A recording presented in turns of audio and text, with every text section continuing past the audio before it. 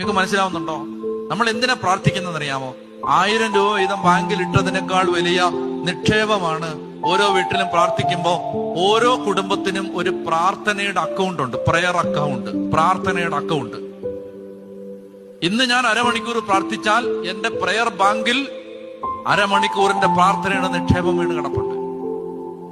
നാളെ ഞാൻ 1 മണിക്കൂർ പ്രാർത്ഥിച്ചാൽ 1 മണിക്കൂറിന്റെ നിക്ഷേപം എന്റെ ബാങ്കിൽ കിടപ്പുണ്ട്. ഇതൊന്നും പോകുന്നില്ല.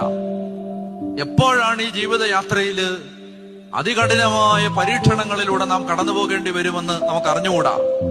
അന്ന് നമുക്ക് ആവശ്യമായ വിഭവങ്ങൾ സമാഹരിക്കാൻ വെപ്രാളപ്പെട്ട് കൈനീട്ടി ഇങ്ങനെ പ്രാർത്ഥന ചോദിച്ചോടി നടക്കുന്നതിന് പകരം പ്രാർത്ഥനയുള്ള ഒരു കുടുംബത്തിന് ആ സമയത്ത് അവർ പ്രാർത്ഥിച്ച നിക്ഷേപത്തിൽ നിന്ന് അവർക്ക് ആവശ്യമുള്ള കൃപ അവരിലേക്ക് അപ്പോൾ തന്നെ വെള്ളച്ചാട്ടം പോലെ ഒഴുകി വരും. ഇന്ന് നീ പ്രാർത്ഥിച്ചാൽ നാളെ നീ വിഷമിക്കേണ്ട